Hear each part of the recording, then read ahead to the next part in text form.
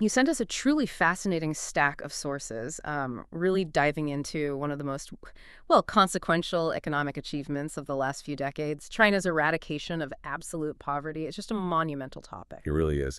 And the sources, they don't just look at the huge success itself. They also give us this deep reflection on the actual strategies they used Mhm. and, importantly, how those strategies are now kind of being adapted for this next big ambition, common prosperity. Exactly. So our mission today is to, well, unpack the core philosophies and the practical, really ground-level tools that drove this massive socioeconomic shift. We're zooming right in on the strategies and the early lessons coming out of that common prosperity demonstration zone in Xinjiang province. We want to shortcut your learning curve on, frankly, one of the biggest stories of the century. Okay, let's Yeah. unpack this. Right. And to really get the achievement, you kind of have to appreciate the history first. The sources make a point of saying, China was the world's biggest economy for millennia, but then centuries of conflict, both internal and external, meant that by 1949, when the People's Republic was founded, well, the nation faced just staggering widespread poverty. Yeah, the sources are pretty clear that those first 30 years, 49 to 79, they were absolutely essential for laying the groundwork. They established the basic socialist political system, a whole national economic and defense system, and pushed through these really crucial social reforms, things like land reform, liberating women, setting up basic education and healthcare for, well, huge numbers of people. But, even with all that foundational work, the reality by the early 80s was still pretty grim. Living standards were, frankly, extremely low. Right. The per capita GDP was actually lower than most African nations at that point. That context is just so important because it shows the sheer scale of the challenge, the starting point for what came next. And what came next was what the sources are calling the miracle metric. Over 4 decades of continuous effort, absolute poverty was completely wiped out by 2020. Over 800 million people lifted out of poverty. Wow. And to put that number in perspective, the sources estimate that 800 million, that's roughly 75% of the total global reduction in poverty during that whole period. 75%. Okay. That number, 800 million, it's just staggering. Yeah. It's really hard to wrap your head around what that actually means on the ground. I mean, Mhm. basically a whole continent's worth of people moved out of absolute need. So let's dig into how they actually did this. The sources really break down this shift in thinking, moving away from the standard kind of international relief model, which, let's be honest, often gets criticized for just treating symptoms to a really comprehensive method. One focused on treating both the symptoms and the root causes. Right. And that brings us straight to the first pillar they identify, dynamic standard setting. Most countries internationally, they tend to keep their poverty line really low. It makes the stats look better, quicker. China, well, they did the radical opposite. They kept raising the standard to bring more low-income people into the safety net. Wait, hang on. So they deliberately raised the poverty line, which actually increased the number of people counted as poor, you said by 30 million, even while the economy was growing fast. I mean, that sounds like political suicide in a lot of systems, right? You're actively making your target harder. What did the sources say about the kind of institutional commitment needed for that? Well, that commitment was basically built right into the policy. The sources show the standard jumped 90% just between 2001, when it was 865 yuan a year, and 2011 up to 2,300 yuan a year. They weren't fixated on just a static number. The focus was on this comprehensive guarantee, what they called the 2 assurances and 3 guarantees. Okay, 2 assurances, 3 guarantees. That means? Guaranteed food and clothing, that's the 2 assurances, and then guaranteed compulsory education, basic health care, and safe housing. Those are the 3 guarantees. So essentially, once you were identified as poor under this rising standard, the government was legally on the hook to make sure you had these absolute basics covered. Exactly. And the preliminary assessments of this program showed the average government support to meet those 5 core guarantees was pretty substantial. It averaged out to the equivalent of about 50,000 US dollars per 4-person household over the lifetime of the program. So yeah, this wasn't just small-scale charity. It was massive institutional buy-in. That level of resource commitment is really something, especially when you think about the logistics. The sources point out a really key difference in the kind of problem compared internationally. In China, this absolute poverty, it was concentrated logistically in these huge remote rural and mountain areas. That required massive state infrastructure spending. Whereas, the sources note, in places like the US, absolute poverty is often concentrated right in the middle of major cities, LA, New York. So it presents a different kind of logistical challenge, maybe more focused on local urban services and, well, effective governance. Yeah, different challenge entirely. Okay, so moving to the second pillar, precision poverty alleviation. Once they committed all those resources to these remote areas, the big problem became efficiency, right? They couldn't just spray money around. So this strategy, brought in around 2013, really emphasized meticulous targeting. This is where it gets incredibly detailed. We see the six precisions, making sure they're precise in, like identifying targets, arranging projects, using funds, deploying measures, assigning personnel to villages, and evaluating the results. And then there were the five batches. Yes, the 5 batches are really the key to understanding how they tailored the development. It meant that for every single person identified as poor, the help was specific, where they lifted out through developing production, relocation, ecological compensation, education, or basic social security. It was matched. So things like relocation were only used if the land was genuinely uninhabitable. Exactly. It shows the system was designed to fit the solution to the specific problem, not just apply one-size-fits-all fixes that waste money. Okay, that focus on sustained and tailored development leads right into the third pillar, the development-oriented approach. The strategy explicitly shifted from just relief like giving a fish to development, teaching to fish. And the sources make a really detailed point about macroeconomic coordination here. They argue that for these huge goals, like connecting every single remote village with fiber optics or building high-speed rail everywhere, just relying on pure market forces or that sort of trickle-down idea, it just wasn't going to cut it. Why not? Well, the return on investment for private companies was often too low, especially over the long haul. They simply wouldn't build that crucial last mile of infrastructure out in the middle of nowhere. It wasn't profitable enough. Right. So the counter strategy was state-driven development, using state power to invest where the market wouldn't. They took on these absolutely massive projects, building huge networks of high-speed rail, highways, village roads, things that were essential for connecting people and enabling development, but maybe didn't make immediate financial sense on paper. That's a fundamental difference in institutional power, really. And that institutional power leans heavily on the fourth pillar, systemic leadership. The sources use this really powerful phrase for it, Nijudo. Nijuado. What does that translate to, practically speaking? It literally means something like grasping hold and following through to the end. In practice, it means a goal isn't just announced from the top. The policy and the officials responsible are institutionally required to follow it all the way down and verify its success at the very lowest administrative level. Okay, so it stops goals getting sort of lost in the bureaucracy or just fizzling out halfway. Precisely.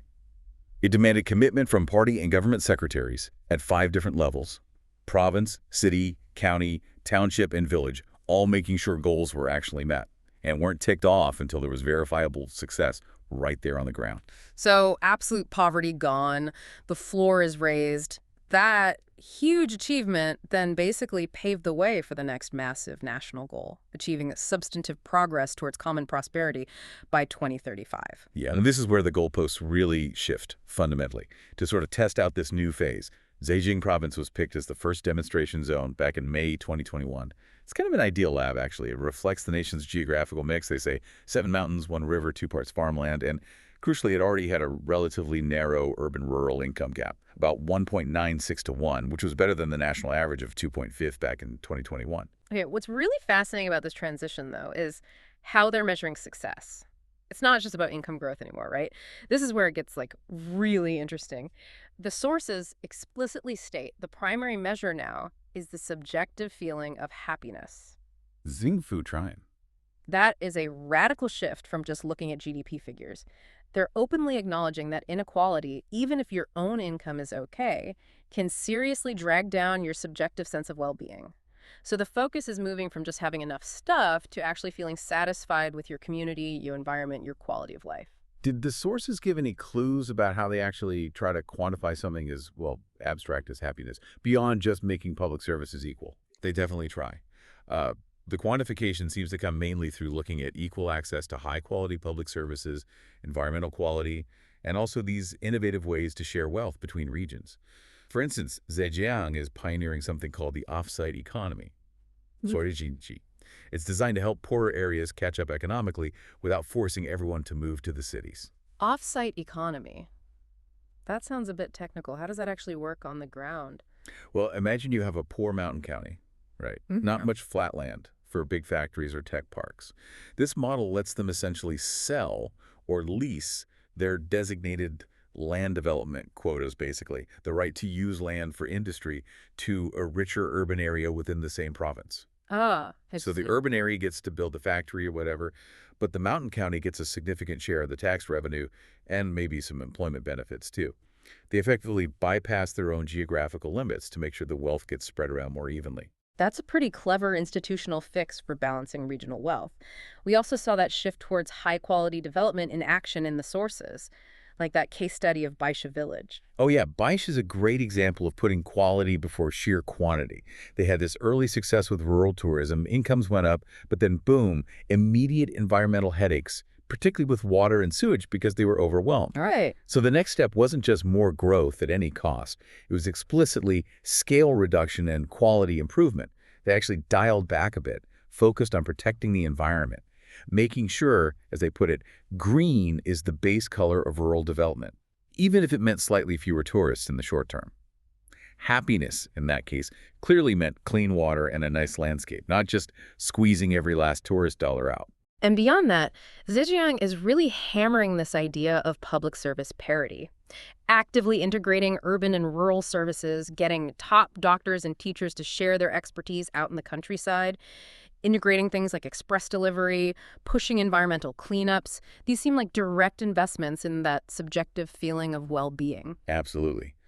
The system seems to understand that if your kids go to a worse school, or you have to wait way longer for a doctor just because you happen to live in a rural area, well, your sense of well-being, your Xingfu gene, it just plummets. Doesn't matter what your personal bank balance says. So, okay, pulling this all together, what does it mean? This ability to actually execute these incredibly complex, long-term, even multi-generational strategies, it seems to rely on some fundamental underlying features of the system itself. Yeah, the sources definitely credit the success to strong leadership, but also to these core characteristics of what they call the China model. First, there's the unified action, this idea of the whole nation working as one. Guangguo Yu Panqi.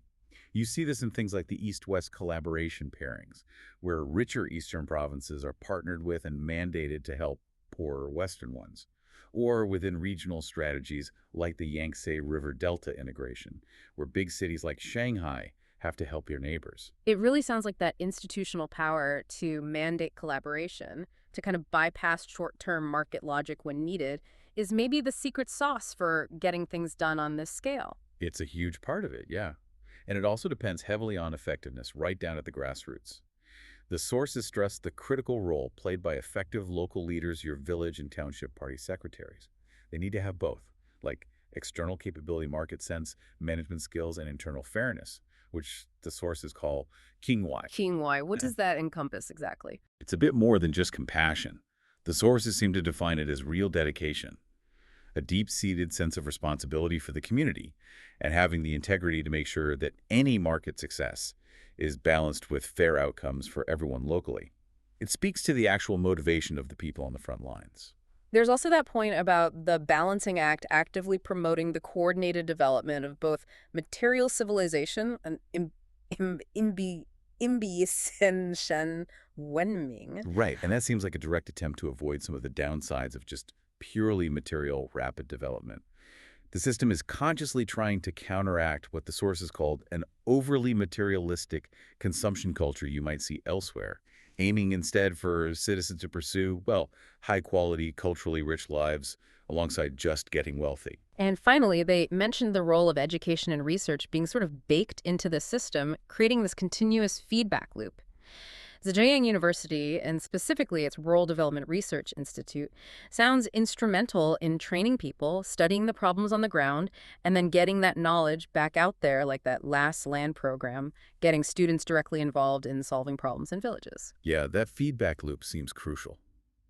Research informs policy, the institutional leadership makes sure the policy gets executed faithfully right down the line, and then local innovations and experiences feed back up to provide new models that can potentially be adapted and rolled out more widely.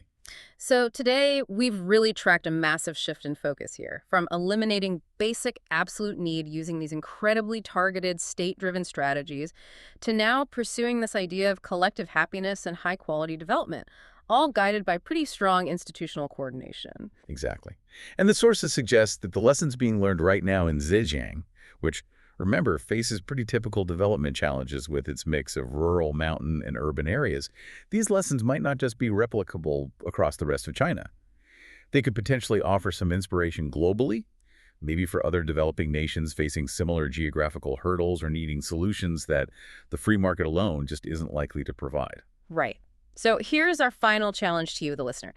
If common prosperity, at the end of the day, is measured by happiness and subjective well-being in your community, and you had, say, a one-time budget to make the biggest impact, what single non-economic investment, maybe something like funding local arts, creating community gathering spaces, or restoring a local natural environment, what do you think would yield the highest return in terms of that subjective feeling of well-being? Something for you to maybe mull over or explore on your own.